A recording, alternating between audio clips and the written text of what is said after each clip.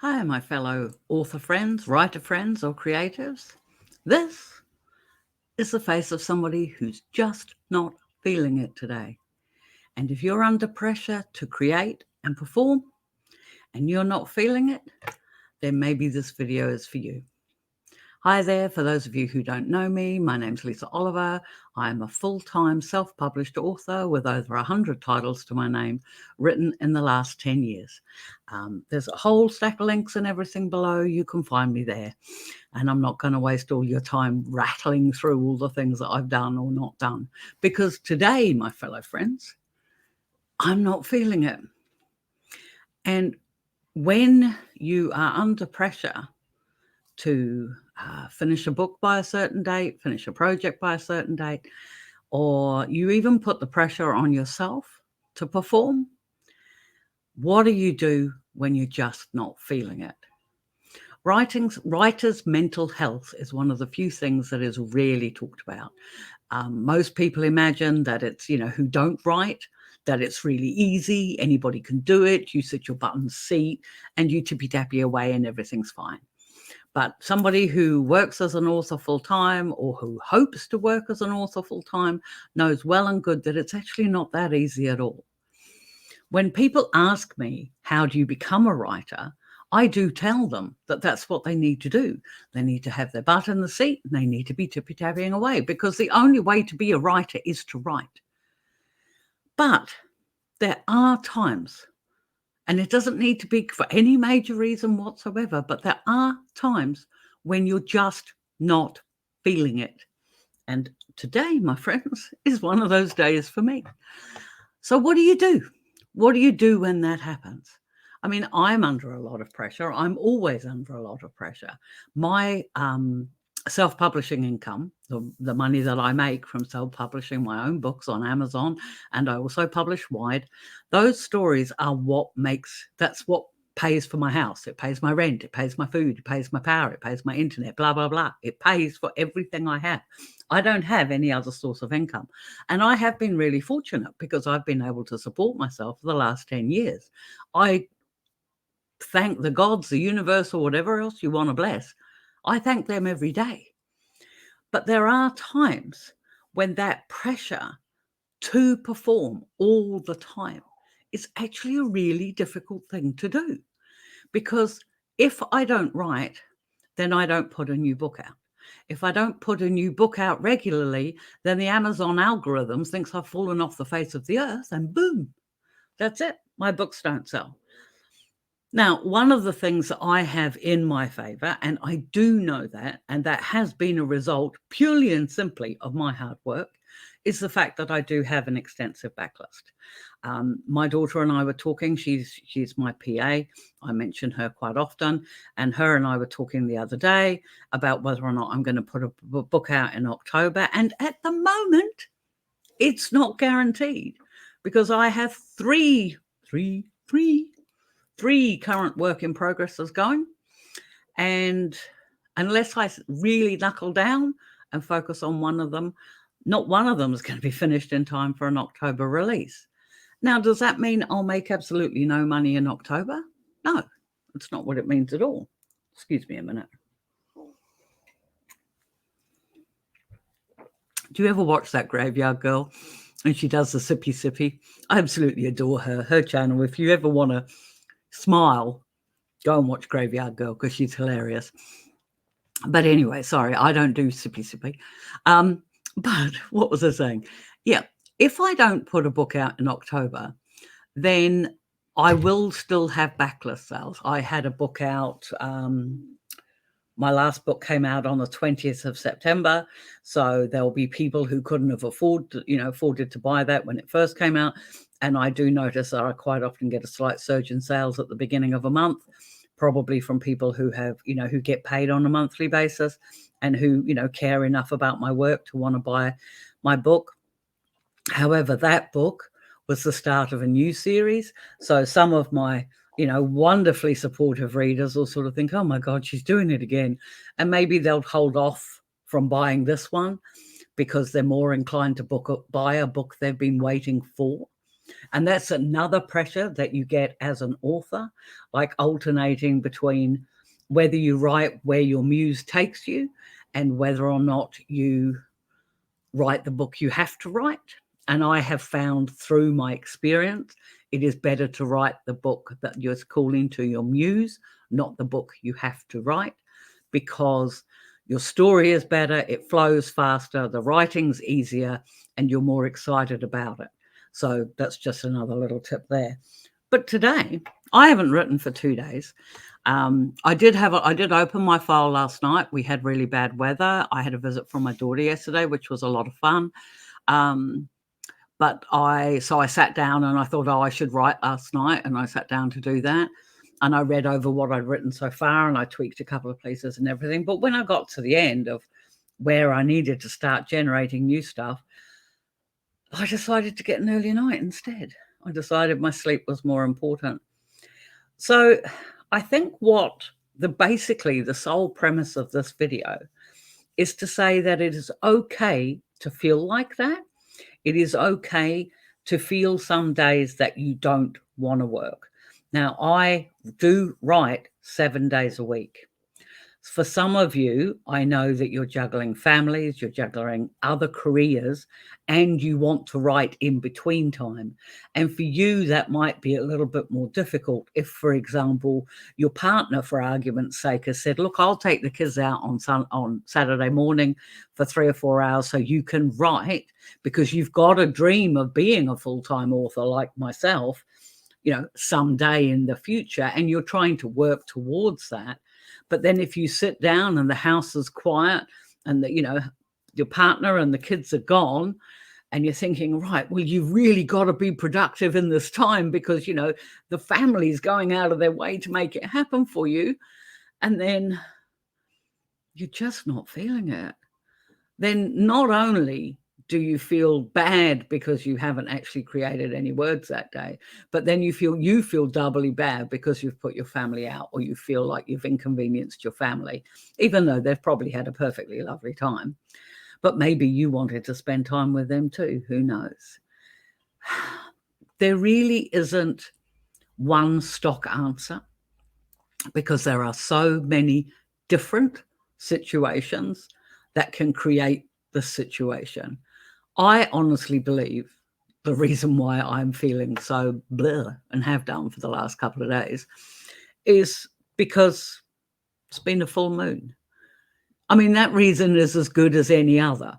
I don't know if it's true. I don't know if this is just, it's biorhythm, something's in the water. It's not like anything's happened. It's not like I've got major trauma going on in my life or major conflict or anything else. I'm just, my life is no different today than it was last week or the week before. Maybe that's my problem. Maybe I need to get out more. But of course, with my PTSD, that's almost impossible. So, but the thing is it doesn't matter why you're feeling this way. And I can't give you 100% concrete answer on what to do when you're feeling that way. What I will say is that firstly, you need to be kind to yourself. And that is my plan for today. I'm going to take things easy. I'm going to curl up in that chair you can see behind me. I'm going to open up my Kindle and find something that I've read before so that I know how the ending how it ends, and I know that I'm going to leave that book with a smile on my face. I've got like 50 plus favorite authors, people whose work I read and I know I enjoy, and I know they're going to let me escape the real world for a while. And that's how I'm going to be kind to myself today. But for other people, what you might want to do is you may want to go out. And sometimes just going outside. Honestly, if my weather wasn't so chilly, we've got a really chilly wind coming through today, I would go and sit outside. I would go and sit outside. I would watch the grass grow. I would just sit and enjoy being outside. But unfortunately, it's chilly and I don't find that pleasurable, so I won't do it. But there are, what you need to do is not beat yourself up for it, provided it's only for that day. Maybe you promised yourself you would start a new book today start writing a new book today.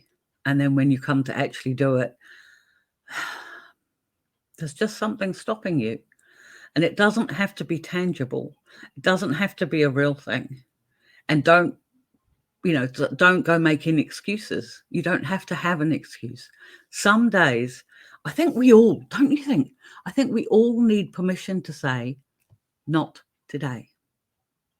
Not today. I've actually got a t-shirt with that on. Not today.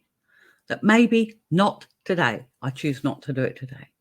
Now, admittedly, if you have got a really busy life, have got a hectic life and things like that, and these not 2 days extend into sort of closer to a week and things like that, then there's a good chance that you're suffering from burnout and things like that, in which case you probably need to be looking at something a bit more drastic than what I'm suggesting here. But here and now, what I'm suggesting to you is that you don't allow yourself to feel guilty because you're not writing today. The thing is if you do feel that guilt, all you're doing is compounding pressure on pressure, and you're not doing yourself any favors. So give yourself permission to take the day off. Think about something else. That's my second tip. Do something else. Think of something else. Go and be in a different world, go out. That's what the whole purpose of the going out was. Go out, change of scenery, change of environment, change of pace. Quite often I will go and do art if I'm feeling like this. I can't do that today because, again, my garage where I do my art is freezing and I don't find that pleasurable, so I'm not going to do it. But I think you're getting the gist here. You must be kind to yourself, first of all. Then find something to take yourself out of just thinking, I should be writing, I should be writing, I should be writing. Go and do something else. And what you're doing is you're basically allowing yourself a break from that pressure to perform, that pressure of have to, that pressure of I should. Nobody should do anything. You do what you like. But I know for many of us, we have a lot of other commitments and people who are counting on us. And those things do weigh heavily on a person's mind. I am truly lucky. I sit here in front of you and all of my children are grown and living in their own houses. I live by myself. So I eat when I want, get up when I want, go to bed when I want. I do everything that I want when I want to. But I still get those days when I just don't feel like it. And if you don't feel like it, that's okay. The only time this sort of feeling becomes an issue, if it lasts longer than a few days. I will have to kick myself up in the butt tomorrow.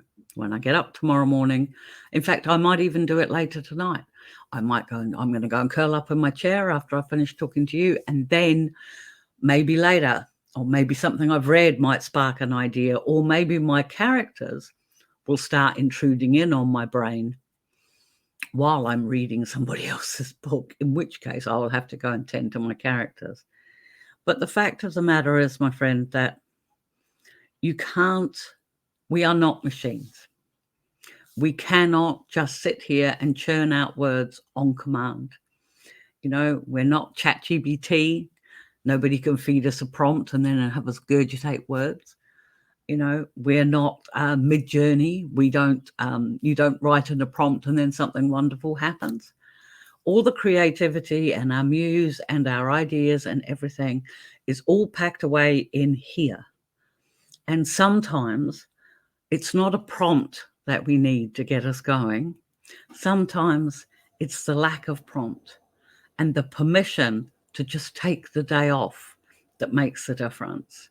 The Unexpected Gypsy, whom I've referred to on this channel before, is one lady for that, for the art of doing nothing. And that, my friends, is how I'm going to spend this afternoon. Now, if you do have a specific circumstance that you want me to address, I might be able to offer you tips for, because believe me, I have written with a house full of people and with money demands and everything else. That's how I started my career. Now it's a lot more peaceful now, but there are still those days when I don't get anything done. So if you have something specific you want to talk about below, just mention it in the comments and I'll gladly give you all the help I possibly can.